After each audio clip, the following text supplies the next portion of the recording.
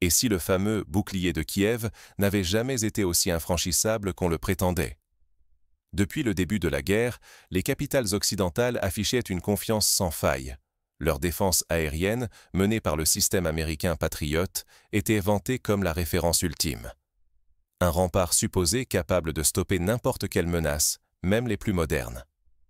Kiev bénéficiait d'un soutien militaire inédit, de plusieurs milliards d'euros d'aide, de l'expertise de l'OTAN et d'un arsenal technologique dernier cri. Aux yeux du monde, chaque missile abattu par le Patriot était la preuve éclatante de la supériorité occidentale, un symbole de la cohésion atlantique et du triomphe de la technique.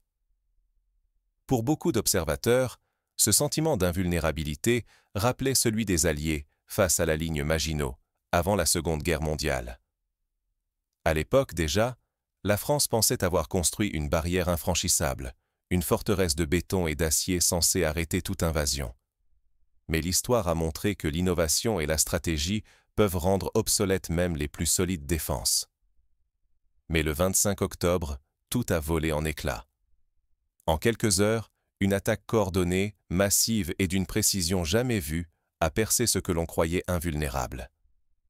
Personne n'imaginait voir, si soudainement, les défenses les plus solides d'Europe tomber sous un assaut aux allures inédites, mêlant intelligence artificielle et armes hypersoniques. Les images des explosions autour de la capitale ont fait le tour du monde. Les commentateurs, abasourdis, cherchèrent des explications. Comment un tel rempart avait-il pu céder aussi vite? Cette attaque n'était pas seulement un succès militaire, mais un message adressé à toutes les puissances qui croyaient être à l'abri derrière leur technologie. Ce jour-là, les certitudes se sont effondrées. Si même le prestigieux bouclier de Kiev, vitrine de la puissance occidentale, a cédé, que reste-t-il de nos illusions? La guerre moderne vient de changer de visage. Ce qui paraissait intouchable peut disparaître du jour au lendemain. Fermer les yeux sur ces mutations, c'est risquer de mettre en péril notre sécurité, nos alliances et l'équilibre du monde, pour un prix que nul ne saurait encore chiffrer. Ce bouleversement rappelle la surprise stratégique du lancement du Spoutnik par l'Union soviétique en 1957. Les États-Unis, alors premiers dans la course technologique, ont vu leur avance remise en cause en une seule nuit. L'histoire se répète, et chaque révolution technologique redistribue les cartes. Mais pour saisir l'ampleur de ce bouleversement, il faut d'abord comprendre comment cette opération hors norme a été conçue. Remontons aux origines de cette attaque qui a pris tout le monde de court. Qui étaient les cerveaux derrière ce coup de force technologique? Derrière chaque cible touchée, des mois de préparation minutieuse et une traque implacable se cachent. Autour de Kiev, la défense ne ressemble pas à une simple fortification. Il s'agit d'un rempart sophistiqué, multicouche, bâti avec le concours stratégique et technologique de l'Alliance Atlantique. Tout est pensé, des batteries américaines patriotes au labyrinthe souterrain, chaque niveau vise à contrer une attaque, qu'elle vienne du ciel ou du sol. Pour franchir ce bouclier, Moscou a déclenché une opération de renseignement d'une ampleur inédite. Des satellites espions scrutent chaque modification de terrain. Drones et avions de reconnaissance quadrillent continuellement l'espace aérien autour de la capitale ukrainienne. Les données affluent, sans relâche, révélant la moindre anomalie, chaque indice d'un déplacement ou d'une position inhabituelle. À cela s'ajoute un réseau d'agents infiltrés, indispensable là où les machines atteignent leurs limites. Ces informateurs livrent les détails invisibles au radar, emplacements secrets, horaires de relève, signes de fatigue ou de tension chez les défenseurs. Par la fusion du renseignement humain et électronique, une cartographie vivante, d'une précision redoutable, des défenses de Kiev prend peu à peu forme. Ces méthodes rappellent les techniques employées lors de l'opération Tempête du désert en 1991, où la coalition internationale avait combiné satellites espions, avions de reconnaissance AWACS et réseaux d'informateurs locaux pour déjouer les défenses irakiennes. Mais à Kiev, cette approche a atteint un degré de sophistication inédit, mêlant données en temps réel et analyse prédictive. Ces informations ne servent pas seulement à localiser des cibles. Elles alimentent une carte numérique en 3 dimensions, sans cesse mise à jour. Ce modèle dynamique recense non seulement les systèmes défensifs, mais aussi les centres de commandement, les voies logistiques et même la structure des bunkers enfouis sous la ville. Sur ce théâtre d'ombres et de signaux, chaque cible est identifiée, classifiée, priorisée. L'enjeu n'est pas de frapper à l'aveugle, mais de déceler les fissures, de hiérarchiser les menaces, de choisir le point d'impact exact, là où la cuirasse est la plus fine. Pour Kiev, cette transparence imposée par l'ennemi est un cauchemar. Rien n'échappe à l'œil russe, aucune faiblesse ne subsiste longtemps. Sous-estimer la puissance du renseignement, c'est ouvrir la porte à la défaite. Ni Moscou, ni Kiev ne peuvent se permettre cette erreur. Chaque brèche, chaque décision peut coûter des vies ou faire basculer la bataille. Mais le 25 octobre, une rupture s'annonce. L'intelligence artificielle et les armes hypersoniques russes bouleversent soudain la donne. Et si, cette nuit-là au-dessus de Kiev, les drones n'avaient plus été de simples machines, mais des organismes vivants capables d'évoluer à chaque seconde? Le 25 octobre, ce scénario s'est concrétisé. La guerre aérienne a basculé dans une ère inconnue.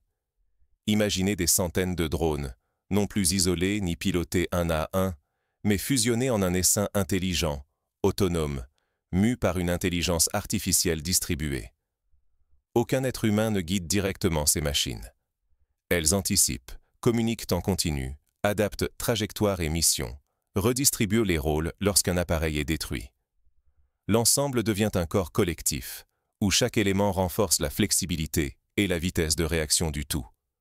Des scénarios similaires ont été testés à petite échelle lors de manœuvres militaires américaines dès 2020, mais jamais une telle coordination de masse n'avait été observée en situation réelle.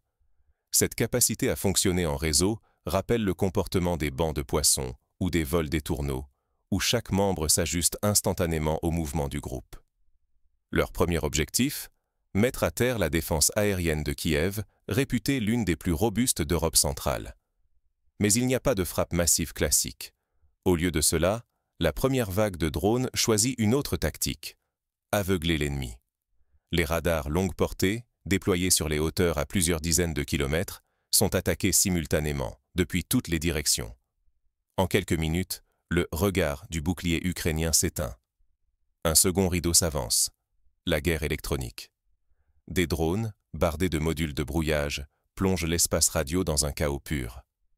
Les communications entre les postes survivants et le commandement central deviennent impossibles. Les opérateurs ukrainiens, isolés, n'ont plus qu'un écran radar limité comme seule source d'information. Toute vision d'ensemble s'effondre. Le RAI ne s'arrête pas là. Il exploite la confusion, creuse des brèches dans la défense et transforme les faiblesses en corridors larges.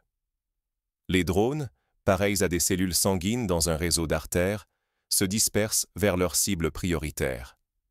Chaque leurre, chaque signal parasite sert à épuiser les rares batteries patriotes encore capables de réagir. C'est une technique rappelant le principe du « saturation attack », utilisé par la marine américaine dans les années 70, où une multitude de missiles visaient simultanément un navire pour submerger ses défenses. Cette fois, c'est le ciel entier de Kiev qui devient le théâtre de cette saturation, mais portée à une échelle jamais vue. Progressivement, l'architecture défensive s'effondre. Ce n'est plus un duel poste par poste, mais une perte totale de contrôle. Les opérateurs ukrainiens, privés de coordination et d'information, font face à des dilemmes impossibles: tirer à l'aveugle ou économiser les derniers missiles. Le résultat, le ciel s'ouvre, des autoroutes invisibles s'offrent aux vagues suivantes. Le risque, désormais, est gigantesque. Quand les algorithmes supplantent les opérateurs, la vitesse d'adaptation devient l'arme absolue. S'accrocher aux méthodes du passé, c'est condamner sa défense à l'obsolescence et à l'effacement. En moins d'une nuit, le bouclier de Kiev cède. Ce n'est pourtant qu'un prélude. Car une fois la défense aérienne à terre, la prochaine arme de rupture s'apprête à entrer en scène, prête à redéfinir les règles de la guerre moderne. Mais qu'est-ce qui attend Kiev, maintenant que le ciel est ouvert? Une nouvelle étape de la guerre commence, où la supériorité technologique va se mesurer à l'épreuve du réel. Aucune forteresse n'est imprenable si l'adversaire détient la vitesse et l'imprévisibilité. Au centre de l'opération, le missile hypersonique Kinzhal a pulvérisé le cœur du renseignement ukrainien. Un bunker souterrain pensé comme invulnérable, protégé par plusieurs mètres de béton et des systèmes de détection issus de décennies de génie militaire occidental. Le Kinzhal n'est pas un projectile comme les autres, c'est une rupture totale. Sa vitesse dépasse 10 fois celle du son. Sa trajectoire, imprévisible, traverse les couches de béton les plus épaisses et déjoue toutes les prévisions. Contrairement aux missiles traditionnels, il modifie sa route en plein vol. Aucune défense automatisée ou humaine ne peut garantir l'interception. À ce jour, aucun système n'a prouvé qu'il pouvait stopper une telle arme. Pour comprendre l'impact de cette arme, rappelons que lors de la guerre du Golfe, les abris souterrains étaient considérés comme des atouts majeurs. Pourtant, même à cette époque, des bombes à pénétration profonde furent développées pour contrer cette stratégie. Le Kinzhal représente l'évolution ultime de cette logique, combinant vitesse extrême et manœuvrabilité. Les conséquences ont été immédiates et brutales. Le commandement militaire ukrainien a été paralysé. En moins d'une seconde, les communications ont été coupées, les chaînes de commandement brisées, la coordination des forces éparpillée dans le chaos. La perte de contrôle sur le terrain n'a pas résulté d'un siège lent, mais d'un effondrement soudain de la capacité à réagir et à organiser la défense. Mais c'est sur le plan psychologique que le choc est le plus profond. Quand un abri, censé garantir la survie, devient une cible, c'est la confiance même des responsables militaires et politiques qui se fissure. La peur s'installe là où, la veille encore, régnait la certitude d'être à l'abri. Les équipes, enfermées sous des tonnes de béton, vivent désormais avec l'idée que leur refuge peut devenir leur tombe en quelques secondes. L'impact va bien au-delà des destructions matérielles. Il s'agit d'une déstabilisation profonde de la volonté de résister. Face à cette puissance technologique, une question s'impose. Croire qu'un bunker ou un centre de commandement garantit la survie est devenu un mythe dangereux. À l'ère de l'hypervitesse, chaque retard, chaque hésitation coûte cher en pertes humaines, en crédibilité, en influence et en capacité de riposte. L'immobilisme face à une rupture technologique ne pardonne pas. Pour l'Ukraine, l'OTAN et tout l'Occident, c'est un électrochoc. Le modèle défensif fondé sur la profondeur, la redondance et la supériorité technologique vacille. L'ancien paradigme, où un abri souterrain offrait temps et sécurité, cède la place à une réalité où vitesse, intelligence artificielle et imprévisibilité redéfinissent la notion même de protection. Mais la vraie révolution ne réside pas uniquement dans la destruction. Elle se joue dans ce que l'ennemi, les alliés et le monde entier apprennent de ce bouleversement. L'opération du 25 octobre n'a pas seulement détruit un bunker, elle a bouleversé les règles du jeu stratégique. Ce choc impose une remise en question urgente des doctrines de défense occidentales. Ce qui s'est joué à Kiev dépasse les frontières de l'Ukraine. Un signal d'alarme retentit désormais à l'échelle mondiale. L'attaque du 25 octobre a révélé un bouleversement brutal dans l'équilibre militaire. Les défenses occidentales, longtemps considérées comme invulnérables, ont été prises de court par la nouvelle génération d'armes hypersoniques et la guerre algorithmique pilotée par l'intelligence artificielle. En quelques heures, le bouclier de Kiev, pourtant bâti sur la technologie américaine la plus avancée, a été percé. Ce n'est pas un simple revers tactique. C'est la remise en cause de tout un modèle de défense, patiemment forgé par l'OTAN depuis plusieurs décennies. Ce constat est sans appel. Le monopole technologique de l'Occident appartient désormais au passé. Les États-Unis et leurs alliés n'ont plus l'exclusivité du savoir-faire militaire, ni la garantie d'imposer leurs propres règles sur le champ de bataille.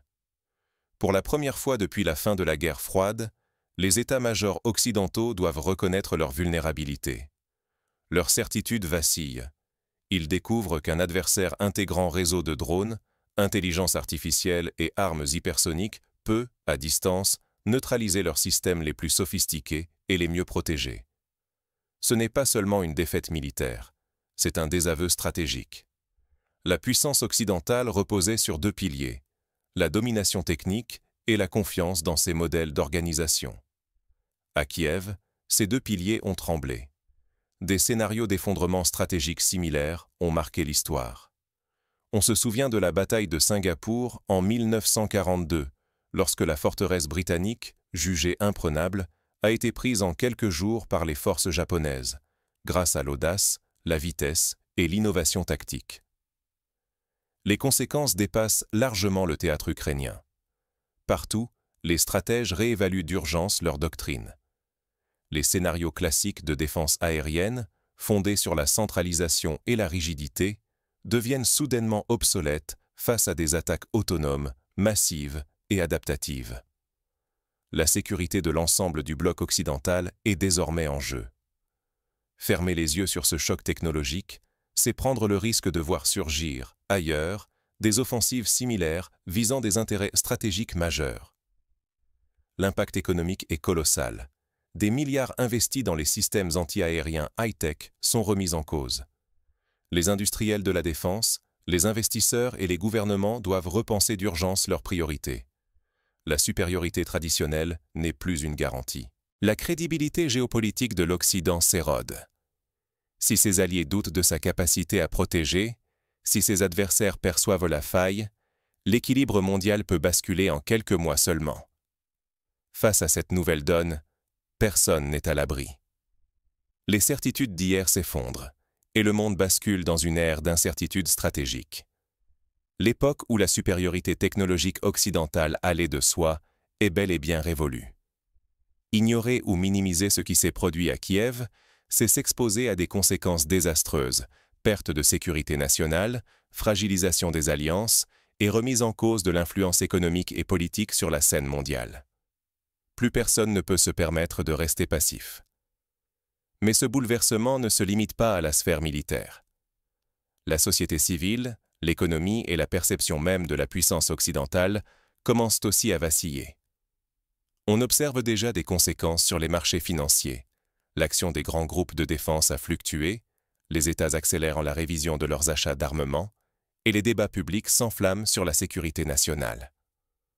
Dans les universités, les chercheurs en cybersécurité et en robotique voient que leur budget croître à un rythme inédit, car la société comprend que la guerre de demain sera avant tout technologique. À l'ère des ruptures muettes, refuser de voir le changement, c'est s'exposer à l'avalanche. L'opération du 25 octobre ne fut pas un simple revers tactique pour la défense aérienne de Kiev. C'est un choc qui fissure l'illusion de stabilité, un point d'inflexion au cœur des rapports de force mondiaux. Jusqu'alors, la supériorité technologique occidentale paraissait inébranlable, presque rassurante. Mais la collision de l'intelligence artificielle, des armes hypersoniques et d'une guerre hyperconnectée a rendu le bouclier de Kiev invisible, poreux, inutile. Ce n'est pas seulement l'échec d'un système, c'est tout un modèle qui vacille sous nos yeux. Imaginez que ce séisme ne concerne que l'Ukraine ou que l'OTAN pourra s'en sortir par de simples ajustements serait une illusion fatale. Le conflit dévoile sans phare une vérité. La course à la technologie militaire n'est jamais linéaire. Elle est faite de bonds inattendus, de failles, de ruptures brutales. Ceux qui s'accrochent aux certitudes d'hier seront demain désarmés. L'enjeu dépasse la survie d'une architecture défensive. Il touche à la pérennité de nos alliances, à la solidité de notre sécurité commune et à notre capacité d'influence dans un monde fracturé. S'accrocher aux vieilles méthodes, c'est courir vers la marginalisation, laisser nos garanties s'effriter et nos convictions voler en éclats. Le choix se révèle limpide, mais vertigineux. Soit nous acceptons de remettre en question nos fondements et d'anticiper ces nouveaux paradigmes, soit nous assisterons, impuissants, à l'effondrement de notre sécurité, de nos alliances et de notre poids sur la scène mondiale. L'histoire ne ménage jamais ceux qui refusent d'évoluer. Pour répondre à ce défi, plusieurs axes concrets peuvent être explorés. Premièrement, l'investissement massif dans la recherche sur la guerre algorithmique et les contre-mesures aux essaims de drones doit être une priorité. Les pays comme Israël ont déjà développé des systèmes de défense anti-drones, mais face à des essaims coordonnés par intelligence artificielle, il faudra aller plus loin. Développer des réseaux de capteurs distribués, des armes à énergie dirigée et des logiciels capables de détecter et de neutraliser des attaques autonomes en temps réel. Deuxièmement, la résilience du commandement doit être repensée. Plutôt que de concentrer toutes les fonctions stratégiques dans quelques bunkers, il s'agit de multiplier les centres de commandement mobiles, discrets et capables de se déplacer en quelques minutes. Cela rappelle l'approche adoptée par l'armée finlandaise, qui, durant la guerre d'hiver, déplaçait constamment ses quartiers généraux pour échapper à la détection soviétique. Troisièmement, il est urgent de réinventer la doctrine de défense aérienne. Cela implique de passer d'une logique centralisée et hiérarchique à une architecture mesh, où chaque unité dispose de marge d'autonomie, partage instantanément les informations et adapte ses réponses. Une telle organisation s'inspire de la robustesse des réseaux de communication décentralisés sur Internet, capables de résister aux attaques massives. Quatrièmement, la coopération internationale doit s'accélérer. Les alliances militaires ne peuvent plus se permettre le luxe de rivalité interne ou de lenteur bureaucratique. L'échange de renseignements, la standardisation des équipements et la formation commune aux nouvelles menaces doivent être renforcés sur le modèle du NORAD, la coopération américano-canadienne qui surveille le ciel nord-américain depuis plus de 70 ans. Enfin, il ne faut pas négliger la dimension psychologique et sociale de la résilience. Des plans de communication de crise, une formation accrue des populations aux alertes et une transparence sur la réalité des menaces sont essentiels pour éviter la panique et maintenir la cohésion nationale. Se remettre en cause n'est ni confortable ni théorique, c'est vital. Rester lucide, c'est déjà reprendre l'initiative. Dans un monde où les repères sont balayés, seule l'adaptabilité distingue ceux qui subissent de ceux qui écrivent l'avenir.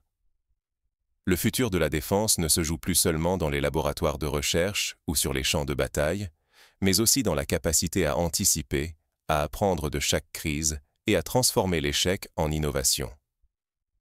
L'histoire montre que les civilisations qui survivent sont celles qui savent tirer les leçons des ruptures, aussi brutales soient-elles. La question n'est donc plus de savoir si le choc du 25 octobre peut se reproduire ailleurs, mais comment s'y préparer et, mieux encore, comment reprendre l'avantage. Nous sommes à un carrefour. L'avenir appartient à ceux qui sauront écouter les signaux faibles, dépasser l'arrogance du passé et bâtir des défenses adaptées à un monde où la rapidité, l'intelligence collective et l'innovation sont les seules garanties contre l'effondrement. Ainsi se referme la question. Que reste-t-il de nos illusions? L'opération contre le bouclier de Kiev nous montre que la seule certitude, c'est la nécessité de douter, de se réinventer et de ne jamais cesser d'apprendre. Car dans la guerre comme dans la paix, ceux qui refusent le changement sont condamnés à le subir.